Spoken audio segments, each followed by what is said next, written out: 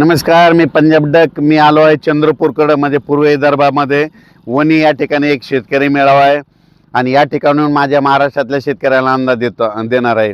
तर या वणी या भागामध्ये म्हणजे या चंद्रपूर जिल्ह्यामध्ये जवळपास 12 तारखेपासून पाऊस पडलेला आहे आणि काल देखील खूप पाऊस पडला. तर पाहू शकता इकडली कापसाची अशी परिस्थिती आहे आणि या ठिकाणून आपल्या महाराष्ट्रातल्या शेतकऱ्याला अंदाज देणार आहे.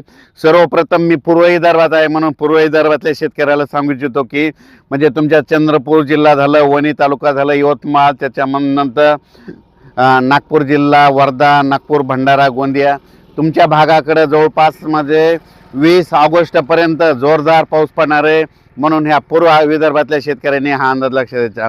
त्याच्यानंतर खास करून शेतकऱ्याला अंदाज सांगायचा आहे पश्चिमी विदर्भातल्या शेतकऱ्याला सांगू इच्छितो की आज 14 ऑगस्टपासून ते 21 ऑगस्टपर्यंत दररोज म्हणजे बुलढाणा जिल्हा झालं, अकोला जिल्हा झालं, वाशिम जिल्हा झालं, त्याच्यानंतर अमरावती जिल्हा झालं, तुमच्याकडं दररोज म्हणजे 20 ऑगस्टपर्यंत दररोज वेगवेगळ्या भागात जोराचा पाऊस पडणार आहे. म्हणून पश्चिमी विदर्भातल्या शेतकऱ्यांनी आज रात्रीपासून पाऊस सुरू होणार आहे म्हणून हा अंदाज लक्षात द्यायचा. त्याच्यानंतर मराठवाड्यात आज सकाळपासूनच पाऊस सुरू झालेला आहे. पण मराठवाड्यातल्या शेतकऱ्याला सांगू इच्छितो, मराठवाड्यामध्ये सांगायचं झालं तर नांदेड जिल्हा, हिंगोली जिल्हा, लातूर जिल्हा, बीड जिल्हा, परभणी जिल्हा, जालना जिल्हा, संभाजीनगर, धाराशिव आणि बीड या जिल्ह्यातल्या शेतकऱ्याला सांगू इच्छितो की आज मध्यरात्री मात्र मराठवाड्यामध्ये या सगळ्या जिल्ह्यामध्ये जोराचा पाऊस पडणार आहे.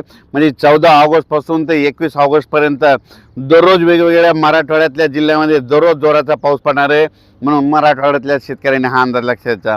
आता त्याच्यानंतर मराठवाड्यामध्ये संभाजीनगर देखील खूप पाऊस पडणार आहे म्हणून ही अंदाज लक्षात द्यायचा. त्याच्यानंतर सांगायचं झालं तर सगळ्यात महत्त्वाचं उत्तर महाराष्ट्र, कारण की उत्तर महाराष्ट्रामध्ये काय झालं, नंदुरबार जिल्हा झालं, धुळे जिल्हा झालं, जळगाव जिल्हा झालं, नाशिक जिल्हा झालं, त्याच्यानंतर निपाड तालुका, चाळीसगाव तालुका, त्याच्यानंतर येवला, कोपरगाव या भागामध्ये काय झालं म्हणजे पाऊस खूप कमी आहे.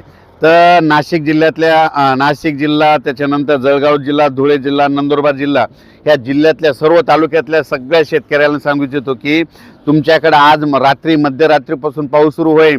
पण तुमच्याकडं मात्र जवळपास 21 ऑगस्टपर्यंत धो पाऊस पडणार आहे. तुमच्या इकडे मुसळधार पाऊस होणार आहे. अतिवृष्टी देखील तुमच्या धुळे जिल्हा, नंदुरबार जिल्हा, जळगाव जिल्हा, नाशिक जिल्हा, अहिल्यानगर भागात होणार आहे म्हणून हा अंदाज लक्षात द्यायचा. म्हणजे आत्तापर्यंत तुम्हाला जी कमी पाऊस पडला त्याची सगळी सरासरी या जवळपास 20 ऑगस्टपर्यंत तुमची भरून जाईल. म्हणून खास करून उत्तर महाराष्ट्रातल्या शेतकऱ्यांनी हा अंदाज लक्षात द्यायचा. त्याच्यानंतर कोकणातला पाऊस कायमच स्वरूपी राहणार आहे. म्हणजे कोकणातला सगळीकडे पाऊस राहणार आहे. पश्चिम महाराष्ट्रामध्ये सातारा, सांगली, सोलापूर, कोल्हापूर, त्याच्यानंतर पुणे जिल्हा, त्याच्यानं अहिल्यानगर, जुन्नर म्हणजे या जवळपास पंढरपूर इकडं सगळीकडं जवळपास या 20 ऑगस्टपर्यंत म्हणजे पश्चिम महाराष्ट्राकडे जोरदार पाऊस राहणार आहे. म्हणून पश्चिम महाराष्ट्रातल्या शेतकऱ्यांना लक्षात द्यायचा. आज रात्रीपासून ठिकठिकाणी जोरदार पावसाला सुरुवात होणार आहे म्हणून हे अंदाज लक्षात द्यायचा. काही ठिकाणी 8 वाजता पाऊस सुरू होईल, काही ठिकाणी 10 वाजता सुरू होईल, काही ठिकाणी 2 वाजता सुरू होईल म्हणून हा अंदाज लक्षात द्यायचा. आज मध्यरात्रीपासून 14 ऑगस्टपासून जे पाऊस सुरू होणार आहे त्याच्यामध्ये सांगायचं झालं तर जायकवाडी जे धरण आहे त्या धरणामध्ये परत पाणी येणार आहे. कशामुळं?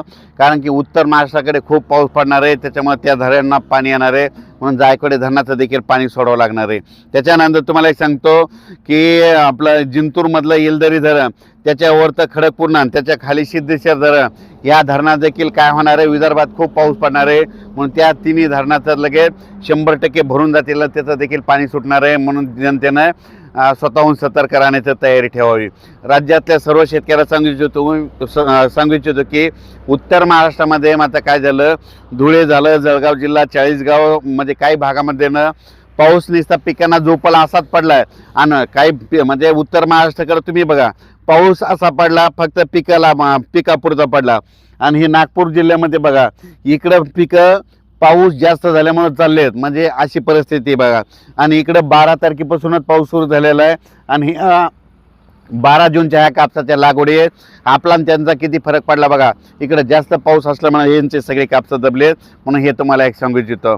पण राज्यात सर्व शेतकऱ्याला सांगू इच्छितो की राज्यामध्ये आज रात्रीपासून 14 तारखेपासून रात्रीपासून ते जवळपास 20 तारखेपर्यंत 20 ऑगस्टपर्यंत राज्यात पाऊस राहणार आहे आणि त्याच्यानंतर 22 तारखेपासून राज्यातल्या पावसाचा जोर 22 ऑगस्टपासून ओसरणार आहे म्हणून हा अंदाज लक्षात घ्यायचा. तुम्ही बघा कालच म्हणजे 13 तारखेलाच बघा तांबडा आभाळ झालं होतं. मी म्हटलं होतं ना जिथं जिथं तांबडा आभाळ खूप होईल तिथे तिथं खूप पाऊस पडणार आहे. हे तुम्हाला उदाहरण लगेच बघायला भेटतं. म्हणजे हे 14, 15, 16 आणि त्याच्यानंतर 18, 19, 20 हे मध्ये 6 दिवस खूप जोराचा पाऊस राहणार आहे म्हणून हा अंदाज लक्षात घ्यायचा. काही ठिकाणी रिमझिम राहील, कुठं जोरात राहील, कुठं अतिमुसळधार राहील, कुठं ओढे नाले वाहतील, कोणाच्या शेतात पाणी साचलं, अशी परिस्थिती राहणार आहे म्हणून हा अंदाज लक्षात घ्यायचा. आणि 22 ऑगस्टपासून परत राज्यातला पावसाचा जोर ओसरेल आणि 22-23ला लगेच सूर्यदर्शन होणार आहे म्हणून हे देखील अंदाज हातात लक्षात घ्यायचा. अचानक वातावरणात बदल झाला लगेच एक मेसेज दिला जाईल. धन्यवाद.